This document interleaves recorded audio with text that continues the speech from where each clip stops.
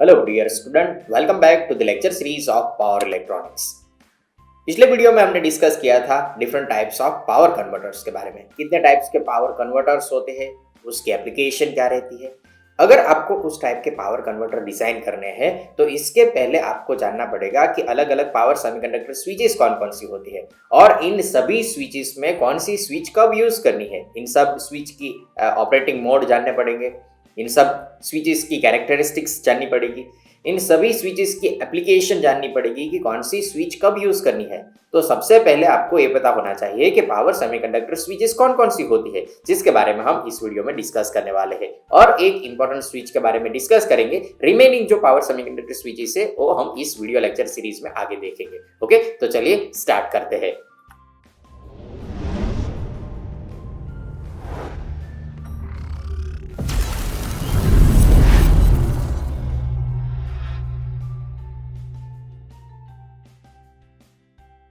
Basically जो हमारे पास semiconductor switches होती है उसमें हमारे पास तीन अलग अलग टाइप के सेमीकंडक्टर स्विचेस होते हैं। First one that is diode. Okay, basically जो हमारे पास पी एन जंक्शन डायोड होते हैं उसके अलग अलग टाइप्स होते हैं।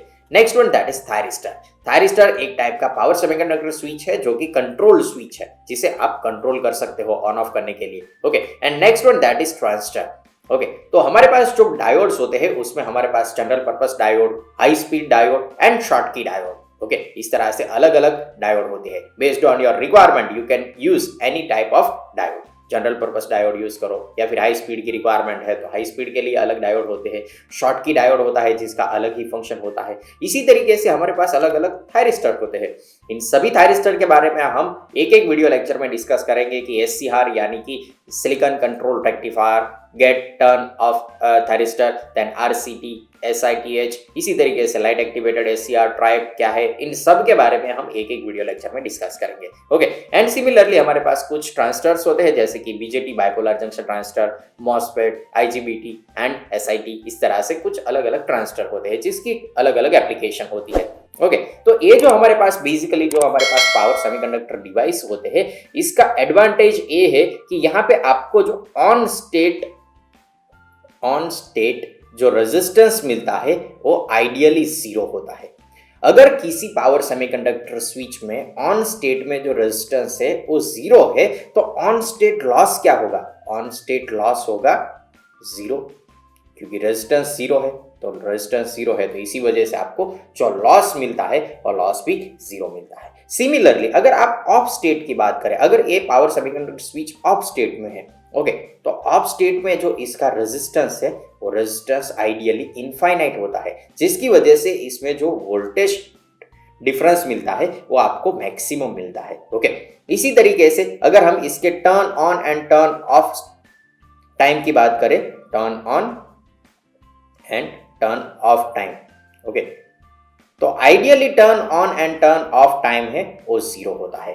प्रैक्टिकली अगर आप देखोगे तो इसमें बहुत ही कम, बहुत ही minor turn on and turn off time मिलता है। तो ये जो इसके एडवांटेजेस है इसी की वजह से आपको पावर सेमीकंडक्टर डिवाइस यूज करने में बहुत ही एडवांटेजेस मिलता है। ओके, तो इन्हीं सभी पावर सेमीकंडक्टर डिवाइस के बारे में हम इस वीडियो लेक्चर सीरीज में पहले डिस्कशन करेंगे। बाद में हम अलग अलग कन्वर्टर के बारे में डिस्कस करेंगे कि रेक्टिफायर किस तरह से डिजाइन होता है, कंट्रोल रेक्टिफायर बनाना है, इन्वर्टर बनाना है या फिर एसी वोल्टेज कंट्रोलर डिजाइन करना है, साइक्लो कन्वर्टर डिजाइन करना है, तो हम किस तरह से डिजाइन कर सकते हैं। तो बेसिकली जो हमारे पास यहाँ पे जो पावर सेमीकंडक्टर डिवाइस है उसमें जो सबसे पहला टाइप है वो है डायोड का। तो आज के इस वीडियो में हम डिस्कस करने वाले हैं पावर डायोड के बारे में कि पावर डायोड क्या होता है। तो चलिए स्टार्ट करते हैं। तो जो ये पावर डायोड होता है वो बेसिकली जो सिंपल पीएन जंक्शन डायोड होता है इसी तरीके का एक पावर डायोड है। ओके, लेकिन इसका जो कंस्ट्रक्शन है वो लो पावर डिवाइस होता है या फिर डायोड होता है, इससे थोड़ा डिफरेंट है। इसमें जो आपको पीएन जंक्शन में जिस तरह से आपको पी एंड एन रीजन मिलता है और दो टर्मिनल मिलते हैं, एनोड एंड कैथोड, इसी तरीके से हमारे पास यहाँ पे सिंबल है और उसी तरीके से हमारे पास यहाँ पे दो टर्मिनल है जिसमें एक है एनोड, दूसरा है कैथोड। अगर हम एनोड पे पॉजिटिव पावर सप्लाई और कैथोड पे नेगेटिव पावर सप्लाई अप्लाई करते हैं तो इसकी वजह से क्या होता है, यहाँ पे ये जो हमारा पीएन जंक्शन डायोड है वो PN junction diode forward bias में सेट होता है। तो फॉरवर्ड बायस हो गया। अभी आप जानते हो जब लो पावर डिवाइस या फिर लो पावर डायोड है, इसे आप फॉरवर्ड बायस में सेट करते हो तो फॉरवर्ड बायस में वो शॉर्ट सर्किट का काम करता है। ओके, यानी कि ये जो डायोड है ये यहाँ से anode to cathode current flow होने देगा। ओके, और इसी करंट को हम बोलते हैं IAK।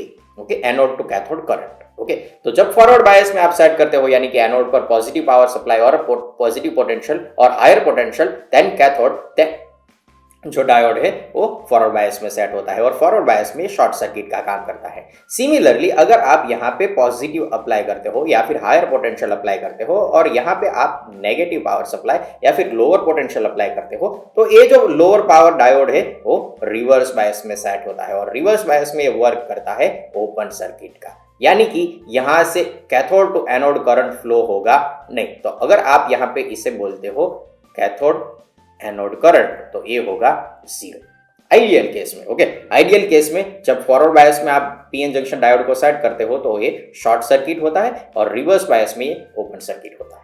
सिमिलरली हमारा जो पावर डायोड है इसका भी फंक्शन सिमिलर है, लेकिन जो power diode and low power diode में डिफरेंस होता है वो लो पावर या लो सिग्नल पावर डायोड होता है, उसमें आपको जो यहाँ पे वोल्टेज डिफरेंस मिलता है जिसे आप बोलते हो ब्रेकडाउन वोल्टेज। ओके, तो ये जो वोल्टेज ड्रॉप है या ब्रेकडाउन वोल्टेज है वो 0.3 से लेके 0.7 वोल्ट मिलता है। ओके, जिसे आप थ्रेशोल्ड वोल्टेज भी बोल सकते हो। तो ये जो वोल्टेज है ये low signal low level power diode में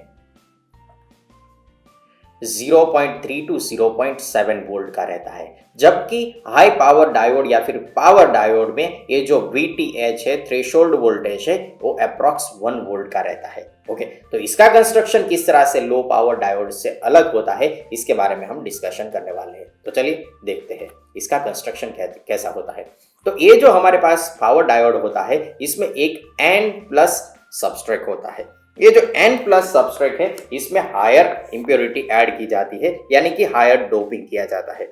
तो यहाँ पे जो डोपिंग होता है वो N+ रीजन में 10⁻19 पर सेंटीमीटर क्यूब की इंप्योरिटी ऐड की जाती है, यानी कि यहाँ पे हाईली डोपिंग होता है, जिसकी वजह से ये जो N+ सबस्ट्रेट होता है वो N+ होता है। ओके, जिसे हम पीएन जंक्शन में N टाइप सेमीकंडक्टर भी बोल सकते हैं। इसके अलावा हमारे पास यहाँ पे होता है एक N- ड्रिफ्ट रीजन जिसमें इंप्योरिटी लेवल है वो इंप्योरिटी लेवल होता है 10⁻14 पर सेंटीमीटर क्यूब। ओके, इतने एटम इसमें ऐड किए जाते हैं जिसे हम इंप्योरिटी बोलते हैं और इससे जो बनता है ये हमारा N टाइप सबस्ट्रेट बनता है या फिर N टाइप मटेरियल बनता है, सेमीकंडक्टर मटेरियल बनता है। और सिमिलरली यहाँ पे हमारे पास जो P टाइप मटेरियल होता है इसमें फिर से हाईली डोपिंग किया जाता है, फॉर एग्जांपल 10⁻19 पर सेंटीमीटर क्यूब जितनी इंप्योरिटीज ऐड की जाती है, जिससे ये जो पीएन जंक्शन डायोड होता है इसका ब्रेकडाउन वोल्टेज या फिर थ्रेशोल्ड वोल्टेज इंक्रीज हो जाता है। ओके, तो यहाँ पे देख लेते हैं कि ये जो हमारा N+ रीजन है इस N+ रीजन की जो विड्थ होती है, थिकनेस होती है वो होती है अप्रॉक्स 250 माइक्रोमीटर जितनी। ओके, ये जो विड्थ है वो होती है 250 माइक्रोमीटर जितनी। ओके, और यहाँ पे जो हमारा P+ रीजन है इसकी जो विड्थ होती है इस रीजन की विड्थ होती है या फिर थिकनेस होती है 10 माइक्रोमीटर जितनी, यानी कि बहुत ही कम मिलती है यहाँ पे आपको विड्थ और थिकनेस। ओके, तो यहाँ पे अभी जो वर्क होता है वो वर्क किस तरह से होता है। जब भी यहाँ पे P टाइप रीजन में आप यहाँ पे एनोड पे पॉजिटिव पोटेंशियल एंड कैथोड पे नेगेटिव पोटेंशियल अप्लाई करते हो तो ये जो आपका पीएन जंक्शन डायोड है, ये पीएन जंक्शन डायोड या फिर हाई पावर डायोड है, इसमें यहाँ पे P टाइप रीजन में जो होल्स रहते हैं इस होल्स को यहाँ पे हायर पोटेंशियल की वजह से यहाँ पे एक फोर्स मिलता है, जिस फोर्स के थ्रू वो यहाँ से लेके यहाँ पे ट्रांसफर होते हैं। किस तरह से ट्रांसफर होते हैं ये हम एक एनिमेशन से देखेंगे। चलिए देख लेते हैं। यहाँ पे जब आप हायर पोटेंशियल एनोड पे हायर पोटेंशियल अप्लाई करते हो, कैथोड पे लोअर पोटेंशियल अप्लाई करते हो, तो यहाँ पे जो पावर डायोड है वो पावर डायोड फॉरवर्ड बायस में सेट होता है और फॉरवर्ड बायस में सेट होता है और यहाँ पे जो P टाइप रीजन है इस P टाइप रीजन में जो होल्स रहते हैं इसे इस हायर पोटेंशियल की वजह से एक फोर्स मिलता है और इसी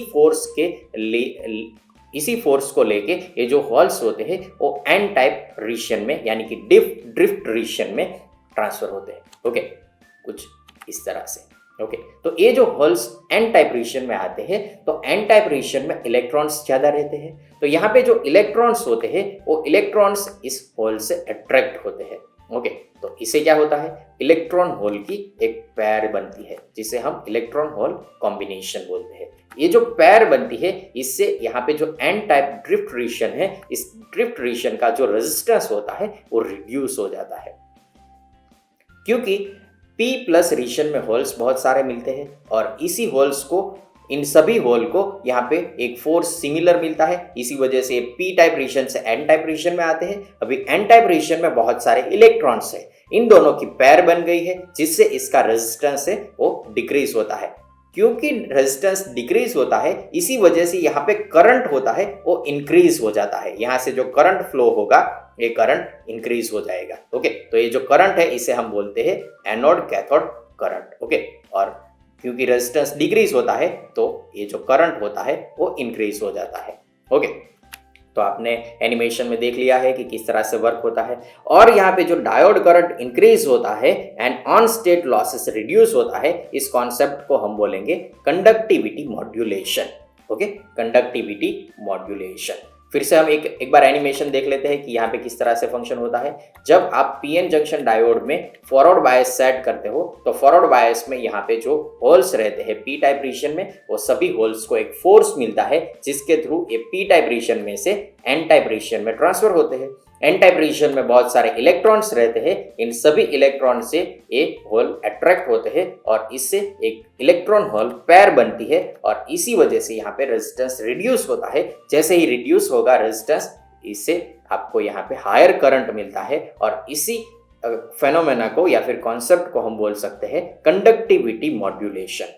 तो ये जो पावर डायोड होते हैं इसमें इस तरह का एक कॉन्सेप्ट मिलता है जिसे हम बोलते हैं कंडक्टिविटी मॉड्यूलेशन। ओके, तो जब आप यहाँ पे पावर डायोड को फॉरवर्ड बायस में सेट करते हो तो यहाँ पे आपको after threshold voltage for example इसका 1 वोल्ट है, तो आफ्टर 1 वोल्ट यहाँ पे आपको एक करंट मिलेगा जिसे हम बोलेंगे करंट एनोड कैथोड। ओके, तो ये करंट कब मिलेगा आपको, जब आप यहाँ पे ये जो पावर सोर्स है इसमें जो वोल्टेज है, for example anode cathode voltage हम इसे बोलेंगे, तो इसे आप इंक्रीज करते करते आप यहाँ पे मोर देन 1 वोल्ट अप्लाई करते हो। फॉर एग्जांपल मैंने यहाँ पे इक्वल 1 लिख दिया है, लेकिन फॉर एग्जांपल आप यहाँ पे मोर देन 1 वोल्ट अप्लाई करते हो तो आफ्टर 1 वोल्ट यहाँ पे करंट सडनली इंक्रीज हो जाएगा। ओके, तो अगर हम इसकी कैरेक्टरिस्टिक्स ड्रॉ करेंगे तो आपको कैरेक्टरिस्टिक्स में जो वोल्टेज मिलते हैं इसे कुछ हम इस तरह से इंडिकेट करते हैं, एनोड कैथोड वोल्टेज, और जो करंट मिलता है वो आपको मिलता है मिली एम्पियर में। तो मैं यहाँ पे लिख देता हूँ मिली एम्पियर। ओके, तो एनोड कैथोड जो करंट है वो आफ्टर 1 वोल्ट सडनली इंक्रीज हो जाता है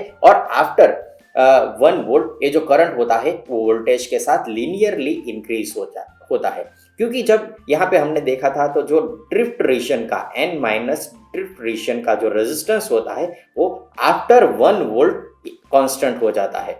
तो ये जो रेजिस्टेंस है इस रेजिस्टेंस की वैल्यू कांस्टेंट हो जाएगी, तो यहाँ पे जो वोल्टेज होता है वो वोल्टेज करंट के प्रोपोर्शनल में आ जाएगा। Okay, V is equal to IR, if R is constant then V is proportional to I। Okay, तो जितना आप वोल्टेज इंक्रीज करोगे इतना आपका करंट इंक्रीज होगा। ओके, ये जो वोल्टेज होते हैं वो वोल्टेज होते हैं वोल्ट्स में। ओके, और यहाँ पे जो आपका करंट है वो है मिली एम्पियर में। तो जब फॉरवर्ड बायस में आप इसे सेट करते हो तो इस तरह से आपको कुछ फंक्शन मिलता है। जब हम स्मॉल सिग्नल डायोड की बात करते हैं तो स्मॉल सिग्नल डायोड में आपको जो थ्रेशोल्ड वोल्टेज मिलता है वो मिलता है 0.3 वोल्ट टू 0.7 वोल्ट, इससे ज्यादा नहीं होता है। अगर आपको हायर पावर डायोड की रिक्वायरमेंट है या फिर हायर पावर एप्लीकेशन में किसी डायोड को यूज करना है तो आप इस तरह का पावर डायोड यूज कर सकते हो। ओके, जिसमें आपको थ्रेशोल्ड वोल्टेज होता है वो ज्यादा मिलता है या फिर ब्रेकडाउन वोल्टेज भी आप इसे बोल सकते हो। ओके, लेकिन अगर हम इसे रिवर्स बायस में सेट करेंगे, रिवर्स बायस यानी कि अभी जो हायर पोटेंशियल है वो हायर पोटेंशियल कैथोड पे है और लोअर पोटेंशियल है वो एनोड पे है। तो जब आप इसे रिवर्स बायस में सेट करते हो तो रिवर्स बायस में क्या होगा, यहाँ पे जो आपका ये वोल्टेज है इस वोल्टेज को आपको धीरे धीरे 0 से इंक्रीज करना पड़ेगा। ओके, तो इनिशियली इसमें कुछ करंट नहीं मिलेगा क्योंकि ये जो आपका जो डायोड है पावर डायोड है वो रिवर्स बायस में सेट है। ड्यू टू ड्रिफ्ट रीजन आपको यहाँ पे स्मॉल लीकेज करंट मिल सकता है। लेकिन जब आप इसे बहुत ही ज़्यादा इंक्रीज कर दोगे इस वोल्टेज को, अगर आप ज़्यादा इंक्रीज करोगे तो इससे क्या होगा, इससे इस डायोड में जो डेप्लेशन लेयर रहता है, ये डेप्लेशन लेयर ब्रेक हो जाता है। तो सडनली आपको यहाँ पे हायर करंट मिलना स्टार्ट हो जाता है कुछ इस तरह से। और जिस वोल्टेज पे आपको एक करंट सडनली इंक्रीज मिलता है तो उस वोल्टेज को हम बोलते हैं रिवर्स ब्रेकडाउन वोल्टेज। ओके, तो मैं यहाँ पे लिख देता हूं रिवर्स ब्रेकडाउन वोल्टेज। ओके, जिस वोल्टेज पे हमें करंट है वो बहुत ही ज़्यादा मिलता है तो उस वोल्टेज को हम बोलते हैं रिवर्स ब्रेकडाउन वोल्टेज। ओके, जब ये लोअर करंट मिलता है तो इस लोअर करंट को हम लीकेज करंट बोलते हैं। जब ये करंट इंक्रीज हो जाता है तो उस वोल्टेज को हम रिवर्स ब्रेकडाउन वोल्टेज बोलते हैं। ये जो आपको करंट मिलता है वो रिवर्स डायरेक्शन में मिलता है, जिसकी वजह से हम यहाँ पे नेगेटिव साइन इंडिकेट करेंगे। और ये जो करंट मिलता है वो आपको मिलता है माइक्रो एम्पियर में। ये बहुत ही इंपॉर्टेंट पॉइंट है। ओके, यहाँ पे जो आपको पॉजिटिव करंट मिलता है इसे हम बोलते हैं मिली एम्पियर करंट। ओके, और यहाँ पे जो आपको ये वोल्टेज मिलता है ये -VA यानी कि एनोड टू कैथोड वोल्टेज है। ओके, ये भी वोल्ट में होता है। ओके, तो इस तरीके से आपका जो पावर डायोड होता है इसकी कैरेक्टरिस्टिक्स आप ड्रॉ कर सकते हो। बेसिकली जो ये डायोड्स होते हैं इसको हम रेक्टिफिकेशन के लिए या फिर फ्री व्हीलिंग के लिए यूज करते हैं। फ्री व्हीलिंग यानी कि जो भी आपका लोड होता है, फॉर एग्जांपल कोई लोड आपका कुछ इस तरह से आपने अटैच किया है, फॉर एग्जांपल एक कोई इंडक्टिव लोड है, तो जब भी इस इंडक्टिव लोड को आप एनर्जाइज करते हो तो ये लोड है, इसमें एनर्जी स्टोर होती है। ओके, तो इस एनर्जी को जब आपका सोर्स से और कट ऑफ हो जाता है तो इस एनर्जी को आपको फ्री व्हील करनी पड़ती है। तो कुछ इस तरह से इस पावर डायोड को आप लोड के पैरेलल में अटैच कर सकते हो, जिससे इसमें जो स्टोर एनर्जी है वो इस डायोड के थ्रू लोड में ही आप फ्री व्हील कर सको। ओके, तो इसी वजह से इस टाइप के डायोड को आप लोड के साथ फ्री व्हीलिंग के लिए यूज कर सकते हो। और रेक्टिफिकेशन के लिए इसकी बहुत सारी एप्लीकेशन है जिसके बारे में हम नेक्स्ट एक वीडियो में डिस्कस करेंगे कि अनकंट्रोल्ड रेक्टिफायर अगर आपको डिजाइन करना है तो पावर डायोड की हेल्प मदद से आप किस तरह से इसे डिजाइन कर सकते हो। ओके, तो आज का जो हमारा टॉपिक था वो था पावर डायोड। नेक्स्ट लेक्चर में हम डिस्कस करेंगे कि थायरिस्टर क्या होते हैं, किस तरह से अलग अलग थायरिस्टर की एप्लीकेशन होती है। बेसिकली थायरिस्टर में जो सबसे ज़्यादा यूज होने वाला SCR है, सिलिकॉन कंट्रोल रेक्टिफायर है, इसकी डिज़ाइन और कंस्ट्रक्शन किस तरह से बनाया जाता है, इसका जो कैरेक्टरिस्टिक होता है वो SCR का कैरेक्टरिस्टिक किस तरह से रहता है और SCR की एप्लीकेशन क्या रहती है। ओके, इसके बारे में हम नेक्स्ट वीडियो में डिस्कस करेंगे। Thank you very much.